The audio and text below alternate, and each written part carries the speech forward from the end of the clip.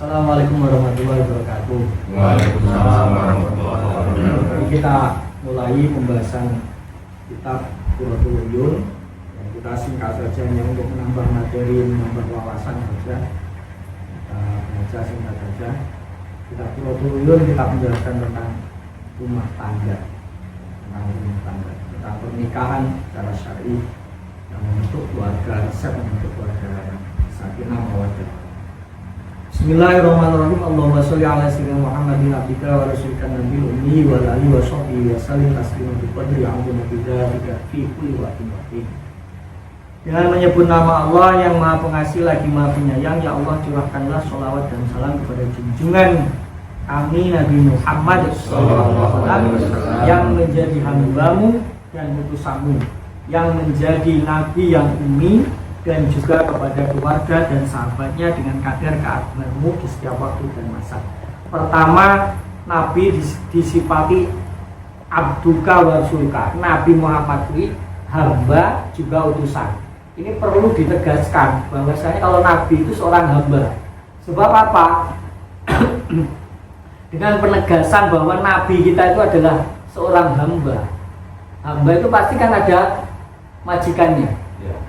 Dengan ini umat Muhammad itu semua tahu bahwasanya Nabi ini kalau Nabi kita, Nabi Muhammad ini adalah seorang hamba, sehingga tidak ada kekhawatiran umat Muhammad mengkultuskan Nabi. Kenek satupun dari kita, dari umat Islam itu yang sampai menganggap Nabi atau Rasulnya itu seorang sebagai Tuhan.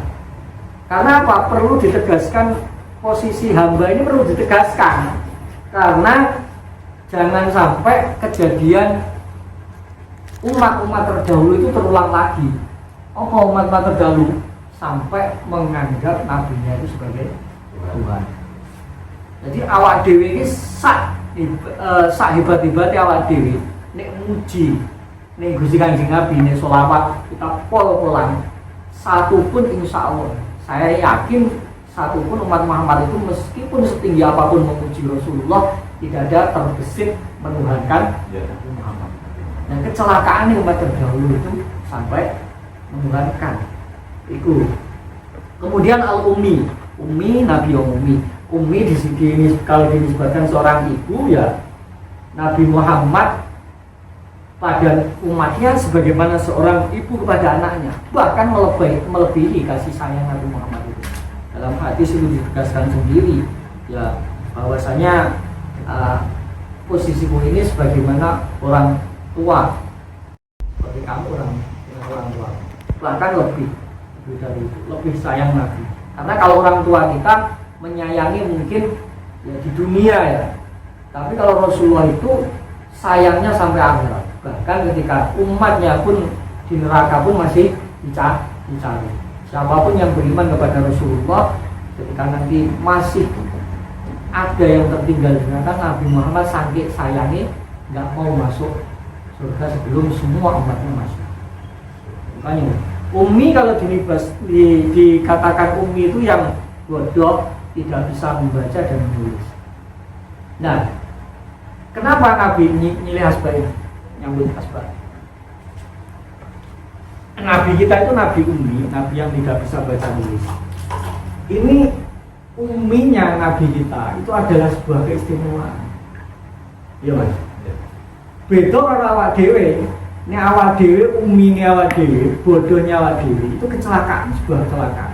Iya enggak Pak Su? Sampean punya anak gak bisa baca tulis. Kelebihan apa? Anu tuh, musibah. Yang musibah, kecelakaan, suatu kekurangan.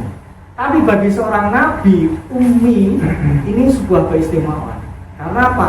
Dengan status umminya, kemudian apa yang diwahyukan oleh Allah Quran itu, sehingga orang tidak akan menganggap kalau ini karangannya Nabi Muhammad.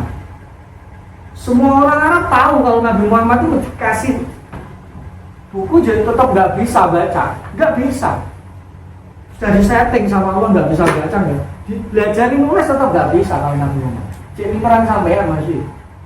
Mas, apa Mas Roni meskipun nulis rok koyo wajan, tapi lek Kanjeng Nabi malah gak iso kon nulis. Ya. Tapi tidak bisanya Nabi, bodohnya Nabi dalam hal baca nulis adalah sebuah keistimewaan. Karena ketika Nabi itu pinter pandai baca nulis, maka semua orang Arab akan menganggap kalau Quran itu karangan atau buatannya. Ketika semua orang-orang sudah sepakat, terkenal kalau Muhammad itu gak bisa diajari baca, gak bisa diajari nulis, semua orang Arab tahu, maka ketika Al-Quran turun, wahyu bahkan sastranya, bahasanya mengalahkan para pesair, maka semua orang itu beriman, mengimani, ngerti kalau ini bukan gak mungkin dari manusia, karangan manusia gak mungkin koyong ini. Terus salawat salam juga tercurahkan kepada keluarganya Nabi, wasobi dan sahabatnya Nabi. Keluarganya Nabi ini ya semua dari keturunan, kalau dalam bab zakat itu keturunan Bani Hashim dan Bani Muthalib. Keluarga Nabi dalam bab zakat semua keturunan Bani Hashim, Bani Muthalib, ya dari kakeknya Nabi dan pamannya Nabi. Ini semua keturunannya tidak berhak menerima zakat. Tapi kalau keluarga Nabi, alu Nabi di sini adalah bisa jadi keturunan Nabi atau dari istri-istri Nabi. Keluarga ya terutama anak, cucu, menantu, istri keluarga Nabi. Keturunan kalau sekarang ahli baitihi yang disebutkan dalam Al-Quran. Allah gimana nih ayatnya kan? Ini mulai berusaha. Allah berusaha untuk mensucikan keluarga Nabi. Yang disucikan itu adalah semua keluarga Nabi, keturunan Nabi. Jadi kalau sekarang keturunannya dari Sayyidah Fatimah dan Sayyidina Ali, yakni dari Hasan Husain, yang kita kenal dengan para habaib atau para syarif, para sayyid, para syarif, habaib itu adalah keluarga Nabi. Itu jadi ketika kita bersolawat ya untuk Nabi, untuk keluarga, untuk sahabat. Nah sahabat itu siapa? Sahabat itu orang yang hidup di masa Nabi, ya orang yang hidup di masa Nabi, terus pernah menjumpai Nabi dalam keadaan iman, ya, dalam keadaan iman. Hidup di masa Nabi, jumpa dengan Nabi tapi nggak iman, nggak disebut sahabat. Contohnya Abu Jahal, Abu Lahab, kan hidup zaman Nabi tapi nggak iman. Atau hidup di zaman Nabi, iman tapi nggak pernah berjumpa dengan Nabi, juga tidak disebut sahabat. Harus jumpa, harus pernah satu majelis dengan Nabi, meskipun termasuk dia orang yang buta, seperti sahabat Umi Maktum. Sahabat Umi Maktum itu sing azan tukang azan Kanjeng Nabi, kan gak Bilal saja kan, Bilal subuh itu lele. Oh, kayak sing azan Bu Umi Maktum berarti waktunya imsak tapi belum waktu subuh, waktu sahur tanda imsak. Tapi kalau sudah Bilal azan berarti sudah masuk subuh. Itu. Ini kan ada kan. Nah terus ada lagi orang yang hidup semasa Nabi, berjumpa dengan Nabi, tapi ketika iman Nabi sudah nggak ada. Ini juga tidak disebut sahabat, ya. Seperti sopo jenenge Ubay bin Ka'ab apa sopo ya. Ubay bin Ka'ab itu orang ahli ini, orang pinter, ngerti kitab Samawi, kitab Taurat, kitab Zabur, kitab Injil ngerti. Tapi jadi ning hibah itu loh. Jadi ciri-ciri akhir zaman itu dia sudah tahu. Jadi ketika nanti dia lahirnya di Mekah, terus hijrahnya di Madinah, itu sudah masuk. Tapi ada satu ciri lagi yang belum. Cirinya apa? Wa sultanu fi Sam. Terus kerajaannya berpusat di negara Sam. Ya, tapi kan zaman Nabi belum menaklukkan negeri Sam, Syria. Baru OBWK ini baru masuk Islam, ya. Baru masuk Islam ketika masa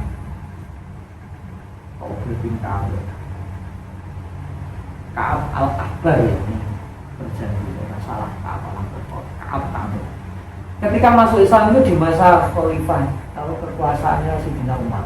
Karena Umar berhasil menaklukkan Syam, Syria, terus kemudian ini benar-benar Islam. Berarti Muhammad itu benar-benar seorang Nabi dan Rasul. Akhirnya dia menyatakan Islam kepada Rasulullah. Padahal dia itu sudah mengikuti Rasulullah sejak beliau hidup. Tapi enggak, ciri-ciri ini kitab Zabur dan Injil masih kurang satu. Sampai Rasulullah wafat, ciri-ciri itu belum muncul. Lalu ketika zaman Umar menaklukkan kota Syam, beliau menyatakan Islam. Dia enggak masuk sahabat sebagai apa? Tabi. Nah, sholawat macamnya itu ada sholawat yang dilakukan di dalam Al-Quran disebutkan innallaha wa malaikatahu yusholluna 'alan nabi ya ayyuhalladzina amanu, dan wahai orang-orang beriman bersolawatlah kamu. Jadi Allah itu ya bersolawat kepada Nabi, malaikat juga bersolawat, kita bersolawat. Nah, bedanya apa solawatnya? Beda. Solawatnya Allah ini berupa rahmat, curahan rahmat. Allah melimpahkan rahmatnya. Jadi nggak mungkin terkejar kedudukan Nabi. Karena semua orang dunia bersolawat kepada Nabi. Setiap orang bersolawat satu kali, Allah limpahkan 10 kali. Satu solawat kan dibalas 10 kali kan. Limpah. Makanya betapa kedudukannya Nabi itu terus semakin tinggi di sisi Allah. Nggak mungkin terkejar. Nah, jadi solawat dari Allah maknanya rahmat, limpahan rahmat, kasih sayang. Kalau sholawat dari malaikat itu adalah permohonan ampunan. Bayangkan Nabi itu nggak punya dosa, tapi malaikat, semua malaikat bersolawat kepada Nabi, artinya memohonkan ampunan. Dan kata Nabi, ketika seseorang itu tidak memiliki dosa, ketika kita memohonkan ampun untuk seorang muslim, ya muslim pun ya, itu ketika mereka punya dosa, Allah ampuni dosanya, atau Allah ringankan dosanya, siksanya. Tapi ketika yang kita mintakan ampun itu orang bukan pendosa, bukan orang ahli maksiat, Allah angkat derajatnya, Allah tambahin nikmatnya. Betapa Nabi ini nggak punya dosa, tapi malaikat memintakan. Nah, kalau kita, sholawat dari kita kepada Rasulullah adalah bentuk doa, mendoakan Rasulullah.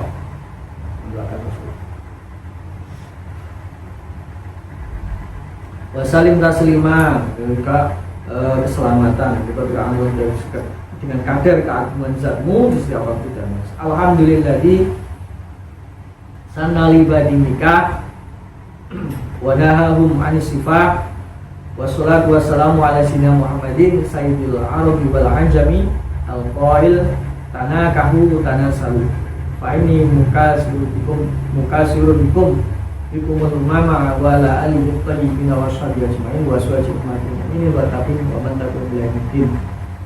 Segala puji milik Allah yang telah membuat aturan sana, itu sebuah aturan atau perilaku untuk hambanya. Kalau Allah ya sunnahnya Allah, sunnatullah itu ya aturan Allah. Kalau sunnah dari seseorang, dari kita, dari seorang hamba, ya perilaku, membuat sunnah baru, perilaku baru, membuat aturan untuk hambanya agar menikah dan melarang mereka berbuat zina. Menikah, melarang berbuat zina. Salawat dan salam semoga tercurahkan atas junjungan kami Muhammad Sallallahu Alaihi Wasallam yang menjadi junjungan orang-orang Arab maupun non-Arab. Jadi Muhammad itu disebut Sayyidul Arabi wal Ajami, pimpinannya, ya, junjungannya orang Arab juga orang non-Arab. Jadi non-Arab itu semuanya termasuk orang Indonesia. Terus enek meneh Sayyidus Sakolain, pimpinannya dua makhluk, maksudnya makhluk manusia juga bangsa, dari bangsa manusia juga bangsa jin. Itu ya nabinya Nabi Muhammad. Berbeda dengan nabi terdahulu. Kalau nabi terdahulu, nabi-nabi dahulu itu diutus ya untuk kaumnya saja. Nabi ini untuk kaum kaum Samud, ya nggak untuk yang lainnya, negara lain. Nabi Isa untuk kaum Bani Israel, nggak untuk yang lainnya. Jadi misal Nabi Ibrahim diutus untuk orang Arab, yang diteruskan Nabi Ismail, yang diikuti syariatnya itu saja, meskipun di negara sini lahir lagi Nabi baru, ya, Nabi Isa lahir, nggak boleh mengikuti ini. Kalau dulu gitu, tapi Nabi Muhammad itu semua junjungan seluruh dunia, baik bangsa jin, bangsa manusia, terus bangsa Arab, bangsa non Arab. Yang telah bersabda, tanah kamu tanah salu, saling menikahlah kalian, maka keturunan kalian akan terus berlanjut. Terus dengan nikah itu tujuannya adalah untuk apa? Menghindari zina. Enggak, tanah salu itu meneruskan, melanjutkan kehidupan manusia. Jadi nikah itu tujuannya ya untuk melanjutkan keturunan. Makanya ya aneh kalau sampai ada orang nikah tapi belum punya keinginan untuk punya anak. Nah, mending kan segera punya anak, nanti terus jaga jarak atau gimana kan. Jadi tujuannya kan adalah untuk melestarikan turunan, sehingga ketika kita itu hidup ya, kita ya iman kepada Allah, kepada Rasulullah, kita hidup ini sujud kepada Allah. Harapannya kita ketika sujud kita ini, iman kita juga ada yang meneruskan. Siapa yang meneruskan? Ya anak-anak kita. Anak-anak dari mana? Dari hasil pernikahan. Beda meneh kalau di barat ya. Kalau di barat kan punya anak istri dulu, nikah belakangan. Jadi gak cocok ya juga.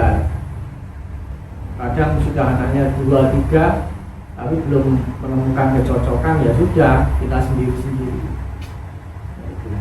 Nah, ini mengkasih itu al-umamu. Ini sabda Nabi ini, saling menikahlah kalian, maka turunan kalian yang terus berlanjut, karena sesungguhnya aku adalah orang yang akan membanggakan banyaknya jumlah kalian atas umat. Jadi Nabi Muhammad nanti akan membanggakan umat itu paling besar, paling banyak, dibanggakan dengan Nabi-Nabi sebelumnya. Ya, salawat salam juga tercurahkan, semoga tercurahkan atas keluarganya yang suci, semua sahabat-sahabat istrinya, sahabat-sahabatnya, istri-istrinya yang menjadi istri-istrinya, wa azwaji ummatil mukminin, istri-istrinya yang menjadi ibu bagi orang-orang mukmin. Makanya istri Nabi itu, yang wanita yang pernah dinikahi Nabi itu haram dinikahi oleh orang mukmin, karena kedudukannya mereka adalah ummahatul mukmin, ibu bagi orang mukmin. Tapi ibu dalam hal ini dalam masalah pernikahan, bukan terus kemudian khulwah, boleh berduaan seperti kita dengan ibu kandung kita, nggak boleh terus bersentuh-sentuhan, enggak. Tapi dalam masalah nikah, artinya haram ini nikah. Jadi kayak Siti Aisyah itu ditinggal Rasulullah kan masih muda, umur 18 tahun atau umur berapa itu. Nggak boleh sahabat semulia apapun kedudukannya, misalnya Abu Bakar, anaknya Abu Bakar, Umar, Ali, nggak boleh menikahi, karena haram. Quran sendiri yang mengharamkan. Jadi Quran sendiri yang mengharamkan istri-istri itu adalah ibu bagi orang-orang mukmin. Para tabiin sholawat juga tercurahkan kepada para tabiin dan orang-orang mukmin orang-orang yang mengikuti mereka hingga memberi balasan. Jadi termasuk sholawat itu ada yang mengatakan ini, keluarga Nabi itu termasuk semua orang yang mengikuti. Jadi dalam masalah sholawat, keutamaan sholawat ini yang mengatakan keluarga, sholawat tercurahkan kepada keluarga Nabi, ya keluarga Nabi, istri-istri Nabi, keturunan Nabi. Kalau zakat dari keturunan Bani Hashim, Bani Muthalib.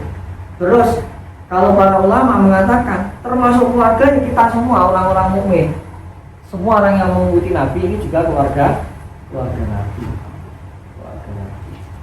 Jadi berarti ketika kita berselawat Allahumma sholli ala sayyidina Muhammad wa ala ali itu artinya kita mendoakan sesama kita. Kita juga dapat doanya. Wa ba'du falamma kana nikah min awdal asbabil iqtisam wa qaruda'in ila ta'affuf wa tahassun minal auzar wal asam ja'alallahu ta'ala minna 'ala ibadihil mu'minina wa rahmatan wa hisnan minasyaitonir rajim wa ismatan. Amma ba'du, setelah bismillah, sholawat, alhamdulillah, sholawat salam tadi, nikah merupakan sebab terbesar yang menjaga dari perbuatan maksiat dan pendorong terbesar yang menjaga dari berbuat dosa. Allah menjadikan nikah sebagai anugerah dan rahmat, sebagai kasih sayang kepada hamba-Nya yang mukmin, dan sebagai benteng dan penjaga dari golongan setan yang tertipu. Jadi sebenarnya bedanya nikah itu ya sedikit akad itu ada, malah akad itu. Nah, itu nikah dengan masalah orang zina. Tapi karena akad ini sudah dilegalitas oleh Allah, sudah disahkan, direstui oleh Allah, ya menjadi halal. Perkara yang sebelumnya haram jadi halal hanya karena akad yang sesuai syariat. Wa kana min ajli ma la fi adabi wa sunnanihi wa muhabihi mandumatu Syekh Imam Alim Alamah Al-Hamam Abi Muhammad Sayyidil Qasim bin Ahmad bin Musa bin Yamud Al-Taliri Al-Ahmasi rahimahullah ta'ala. Termasuk karya terbesar tentang etika, kesunahan-kesunahan dan hal-hal yang menarik tentang nikah adalah Manduman karya Syekh Al-Imam Al-Alim Alamah, tokoh yang sangat alim, ya, Al-Alamah Al-Hammam, tokoh yang sangat alim, Abi Muhammad Sayyid Qasim bin Ahmad bin Musa bin Yamud Al-Taliri Al-Ahmasi. Semoga Allah merahmati dan meridhoi. Ahbabtu